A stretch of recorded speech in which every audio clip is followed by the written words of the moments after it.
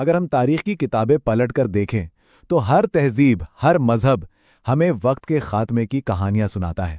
ان سب میں ایک مشترک بات ہے، ایک ایسی ہستی کا ذکر جس کا انتظار ہے، لیکن ایک پیشگوئی ایسی ہے جو اپنی ہیبت اور سنگینی میں ان سب پر بھاری ہے۔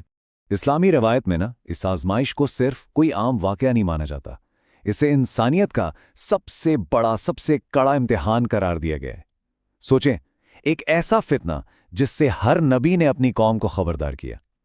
تو یہ محض کوئی کہانی نہیں ہے، یہ تاریخ کے سب سے بڑے فریب سے بچنے کا انتباہ ہے۔ اب دیکھیں، صدیوں سے اس پیشگوئی کے بارے میں بہت کچھ کہا گیا، بہت سی کہانیاں بن گئی، لیکن ہمارے لیے یہ جاننا ضروری ہے کہ سچائی کیا ہے اور افسانہ کیا ہے۔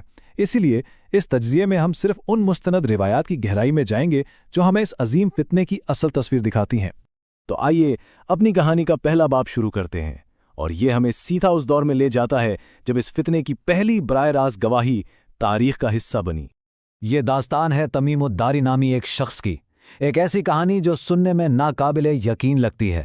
وہ بعد میں پیغمبر اسلام کے صحابی بنے، لیکن اس سے پہلے ان کا دعویٰ تھا کہ قسمت انہیں ایک ایسے عجیب سفر پر لے گئی جہاں ان کا سامنا خود دجال سے ہوا۔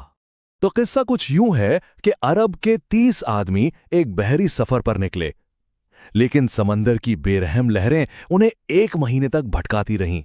وہ کھو چکے تھے، اور پھر ایک دن جب سورج ڈوب رہا تھا، ان کا جہاز ایک انجان، ایک بالکل پراسرار جزیرے پر جا لگا۔ جیسے ہی انہوں نے جزیرے پر قدم رکھا، ان کا سامنا ایک ایسی مخلوق سے ہوا کہ وہ سب دنگ رہ گئے۔ ذرا تصور کریں، ایک جانور جس کا پورا جسم اتنے گھنے بالوں سے ڈھکا تھا کہ یہ پہچاننا ہی ناممکن تھا کہ اس کا چہرہ کہاں ہے اور پشت کہاں۔ اور پھر ان سب کی حیرت کی انتہا نہ رہی جب اس مخلوق نے انسانی آواز میں بات کی اور انہیں ایک خانقاہ کی طرف اشارہ کیا۔ خانقاہ کے اندر کا منظر تو باہر سے بھی زیادہ ہولناک نکلا۔ وہاں انہوں نے اپنی زندگی کا سب سے طاقتور، سب سے قوی ہیکل انسان دیکھا۔ وہ بندھا ہوا تھا، اس کے ہاتھ اس کی گردن کے ساتھ اور گھٹنوں سے ٹخنوں تک وہ لوہے کی بھاری زنجیروں میں جکڑا ہوا تھا۔ اس پراسرار قیدی نے ان مسافروں سے 3 عجیب سوال پوچھے۔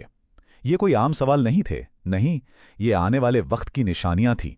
اس نے پوچھا بیسان کے نخلستان کے بارے میں، پھر بحریہ تبریہ کے سوکھتے پانی کا پوچھا، اور آخر میں اس نے اس نبی کے بارے میں سوال کیا جن کی آمد کی خبر آسمانی کتابوں میں پہلے ہی دی جا چکی تھی۔ جب مسافروں نے اس کے تمام سوالوں کے جواب دے دیے تو اس قیدی نے ایک گہری سانس لی اور اپنی اصل شناخت ظاہر کر دی۔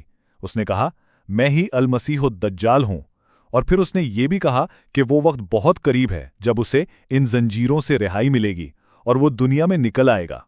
اچھا، تو اس دور دراز جزیرے کی ہولناک کہانی کو یہیں چھوڑتے ہیں۔ اب ہم رخ کرتے ہیں نبوت کے مرکز یعنی مدینہ کا، جہاں اس پیشگوئی کا ایک اور بھی زیادہ پیچیدہ باب ہمارا منتظر ہے۔ اس وقت مدینہ میں ابن سیاد نامی ایک نوجوان تھا۔ اس کی شخصیت بہت پراسرار تھی، اس کی حرکتیں، اس کی باتیں، سب کچھ عجیب تھا۔ کہتے ہیں اس کی آنکھوں میں ایک عجیب سی چمک تھی، اور وہ ایسی باتیں کرتا تھا جو عام انسانوں کی سمجھ سے باہر تھیں، یہاں تک کہ اس کے دعووں نے بڑے بڑے صحابہ کے دلوں میں بھی شک پیدا کر دیا تھا۔ تو ابن سیاد کی اصل حقیقت ایک معمہ بن کر رہ گئی۔ ایک طرف کچھ بڑے صحابہ تھے جیسے حضرت عمر، جنہیں پورا یقین تھا کہ یہی وہ دجال ہے جس کی خبر دی گئی تھی، لیکن دوسری طرف کچھ کا خیال تھا کہ نہیں، یہ ان بہت سے جھوٹے دعوے داروں میں سے ایک ہے جو آخری زمانے میں ظاہر ہوں گے۔ یہ ایک ایسا راز ہے جو آج تک تاریخ کے پردوں میں چھپا ہوا ہے۔ اور یہیں پر آ کر کہانی ایک بہت اہم موڑ لیتی ہے۔ ایک سوال پیدا ہوتا ہے، کیا دجال کی پیشگوئی صرف ایک شخص کے بارے میں ہے؟ کیا وہ ایک انسان ہوگا، یا پھر یہ کسی عالمگیر نظام، کسی ایسی تہذیب کی طرف اشارہ ہے جو پوری دنیا کو اپنے فریب کے جال میں جکڑ لے گی؟ تو اب ہم اس نظریے پر بات کریں گے جو دجال کو ایک شخص کے بجائے ایک پورے دور، ایک پوری تہذیب کی روح کے طور پر دیکھتا ہے، ایک ایسی تہذیب جو مادیت پرستی کی بنیاد پر کھڑی ہو۔ 20ویں صدی کے ایک بہت بڑے مفکر گزرے ہیں، علامہ محمد اسد۔ انہوں نے ایک چونکا دینے والا نظریہ پیش کیا۔ ان کا کہنا تھا کہ آج کی یہ جو جدید دنیا ہے اس کی مادیت پرستی، روحانیت سے اس کی دوری، اور خاص طور پر سائنس کو خدا کا درجہ دینا، یہی اصل میں دجالیت ہے، یعنی ایک ایسا نظام جو انسان کو اس کے اپنے خالق سے ہی غافل کر دے۔ اور حیرت کی بات یہ ہے کہ بالکل اسی طرح کا انتباہ ہمیں ایک بالکل مختلف سمت سے بھی ملتا ہے۔ مشہور ملحد فلسفی برٹرنڈ رسل، उन्होंने भी खबरदार किया था कि मशीन की पूजा ही दरअसल शैतान की जदीद शक्ल है। अब जरा सोचिए, एक मुस्लिम मुफक्किर और एक मुल्हिद फलसफी दोनों एक ही नतीजे पर पहुंच रहे हैं। ये इस खतरे की संगीनी को जाहिर करता है।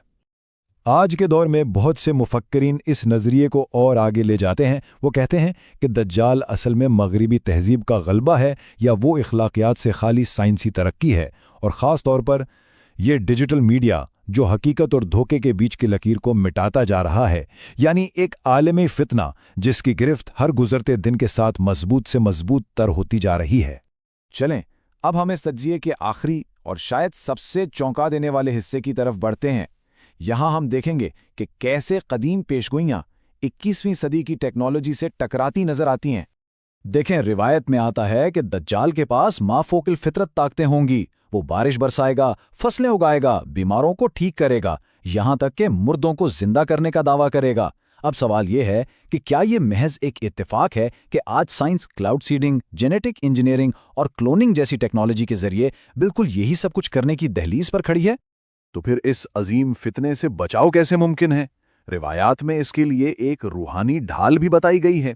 पहली चीज सूरतुल कहफ की तिलावत, दूसरी अपने ईमान को हर हाल में मजबूत रखना, और तीसरी इस मादी दुनिया की चौकाचौंध से अपनी नज़र और अपनी बसीरत को महफूज रखना। यही निजात का रास्ता है। आखिर में ये कदीम पेशगोई हमें किसी जवाब पर नहीं बल्कि एक बहुत बड़े सवाल के सामने ला खड़ा करती है। आज हम एक ऐसे दौर में जी रहे हैं जहां वर्चुअल रियलिटी असल हकीकत से ज़्यादा हकीकी लगती है, जहां मालूमात का एक सैलाब है जो सच्चाई को निगल रहा है। तो ऐसे में हम हक और बातिल में फ़र्क कैसे करेंगे? शायद असल आजमाइश कोई आने वाला शख्स नहीं बल्कि हमारा